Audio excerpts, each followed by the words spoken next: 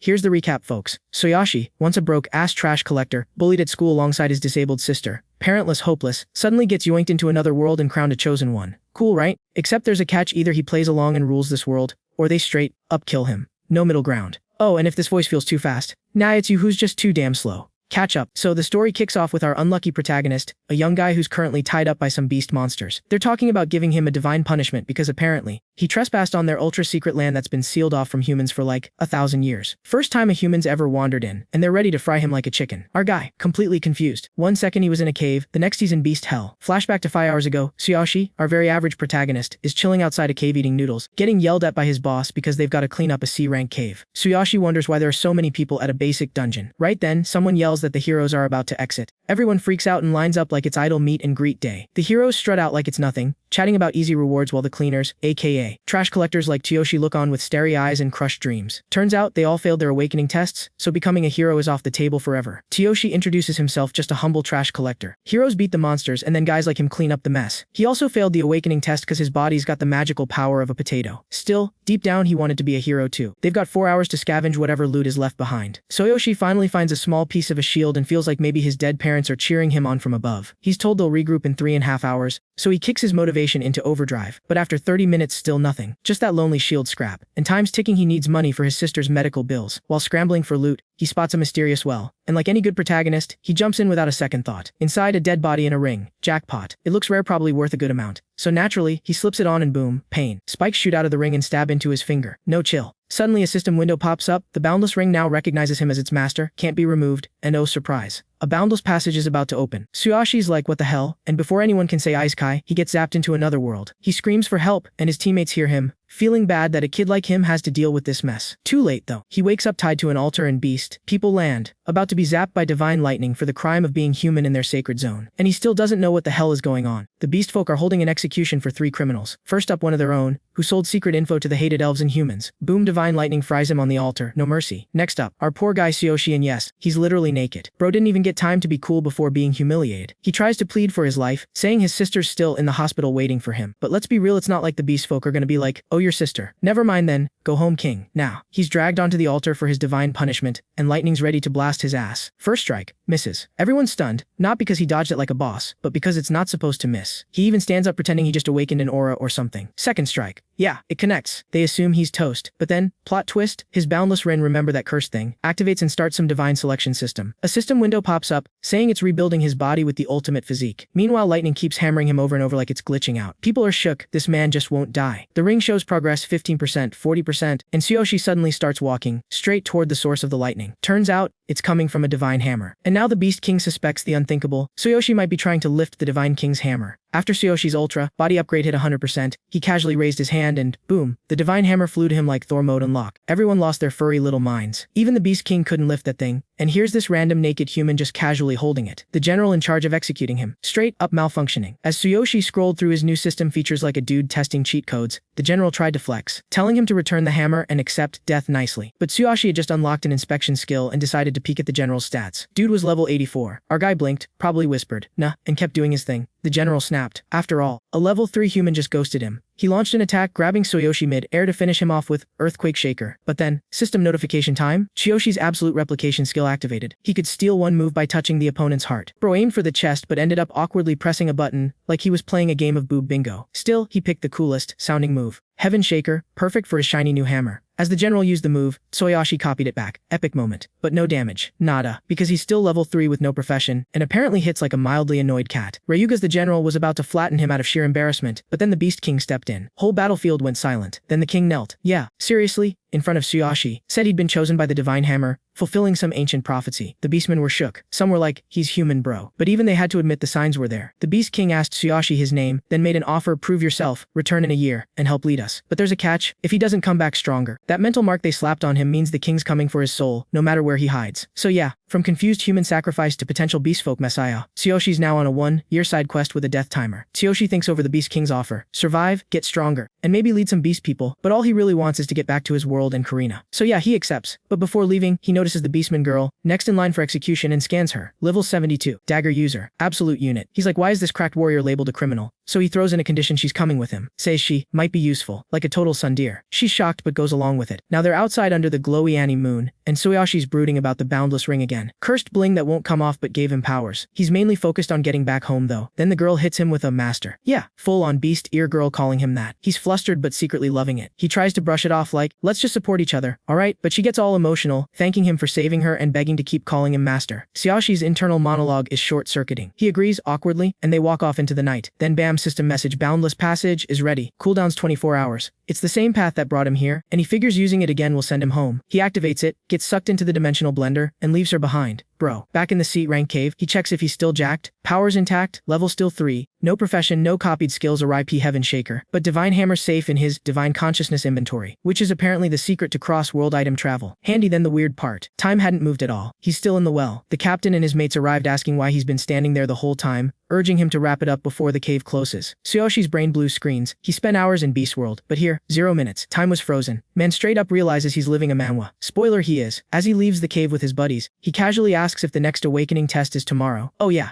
He's planning to take it again, this time with cheat codes. Flashback time. And it's brutal. Rain pours down, buildings collapse, explosions everywhere. Tsuyoshi's bleeding out, barely holding on, carrying his little sister Karina through the madness. She's covered in blood, can't feel her legs, and asks about their parents. Tsuyoshi screams for them, but it's too late. Their uncle, Nakazato, appears yelling at him to run. The darkness is coming, and if he turns back, they're all dead. He begs Tsuyoshi to just get Karina to the hospital. And that nightmare happened a few years ago. Cut to the present hospital room. Karina's in a wheelchair now, and Tsuyoshi asks if she's okay. She lies, says she's fine. The truth is she's not, and Tsuyoshi knows. Using his divine eye, he checks her medical stats, 99% nerve cell damage, nearly no chance of natural recovery. She's living with constant pain. He remembers the life she deserved. School, friends, fun. All stolen. And he swears even with a 1% chance he'll find a way to make her walk again. Maybe becoming a hero is the key. So Tsuyoshi marches to the awakening test site. Fueled by that promise, he sees a guy with level 3 and 540 CP getting praised. Then it's his turn. The examiner's like, oh great, another stubborn retake. Tsuyoshi stays calm, places his hand on the machine. But this time, he activates his ultimate physique, red energy erupts, his muscles bulk up, and the machine starts freaking out. Then boom, combat power 5400. Everyone loses it. That's 10 times stronger than the last guy. Even Tsuyoshi's shocked. He expected strong, not break the test, level. He tries to use his Divine King's Hammer, skill, but gets a system warning too weak, you get 1 second of power. He's like, bet, that's all I need. He activates it. The city literally shakes. Everyone thinks it's an earthquake. The machine overloads, blackout hits, and the entire test is suspended. People evacuate. Tsuyoshi, drained dry. Like you would be if you had a goth girlfriend who called you pathetic, but still held your hand. But Tsuyoshi, he's grinning like an idiot, because now he knows, he's officially a hero. And this was just the warm-up. The next day, Tsuyoshi meets Gaia, a serious level 9 warrior with 200 combat power, who's in charge of training the rookie heroes. Gaia makes it clear, no baby steps here. They're diving straight into a D-rank dungeon tomorrow. No warm-ups, no occupation picking, just vibes and violence. The recruits are stunned, but Gaia brushes them off with a, my way or leave, attitude. Tsuyoshi sees through him though. Dude's just venting frustration. Even heroes have bad moods. Later at his apartment, Tsuyoshi isn't phased. He's more hyped to see his beast girl again once the boundless passage cooldown ends. A news report casually mentions the massive earthquake he caused yesterday, but no one suspects a thing. When the cooldown's up, Tsuyoshi warps back to the other world, clothes magically restored like an RPG autosave. Beast girl greets him concerned. He almost jokes about her, figure, but instead asks to go grind some levels. She's all in. First target, a goblin nest. She warns that goblins are tricky, lewd, and many. Tsuyoshi jokes that she should be careful if they're lecherous. She blushes obviously. Man's already got the banter down. She leads him to the goblins, reminding him to stay flexes his divine eye. Says he knows her level 72 with 30,000 combat power. When she asks how, he just drops a smooth,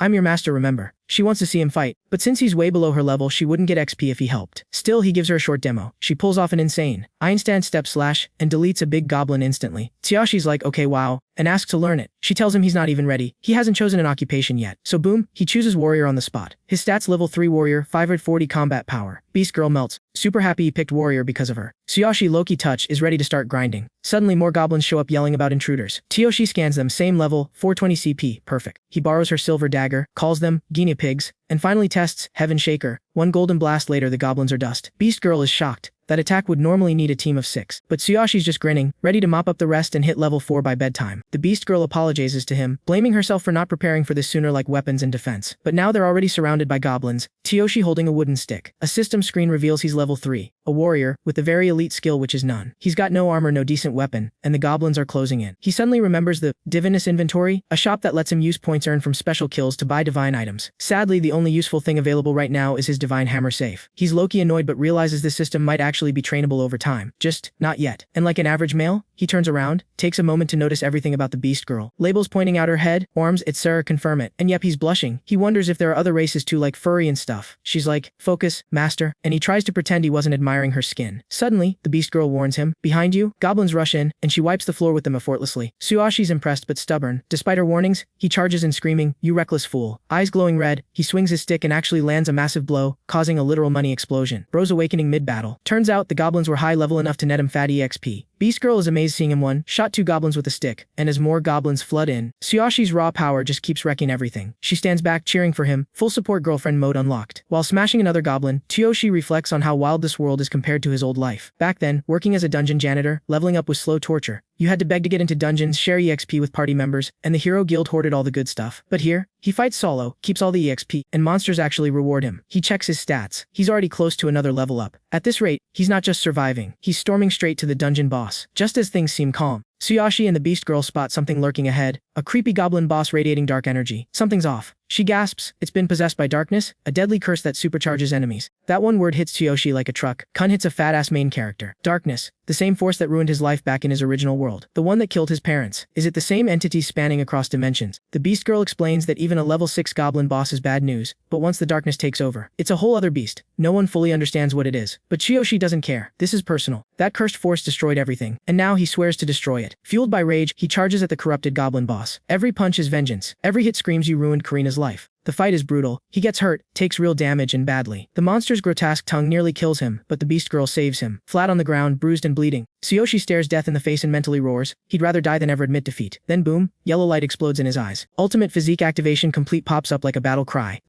His muscles swell, his body glows and he decides no weapon. Fine, I'll use my damn body. With raw fury he unleashes a devastating attack, perishing the goblin boss. The beast girl gets caught in the shockwave, screaming as she's blown back. Yeah, it was that powerful. When the dust settles, Tsuyoshi stands tall, wrecked but victorious. The system flashes level up, he's now a full-fledged warrior, gained 1000x. From wooden stick to god tier baby.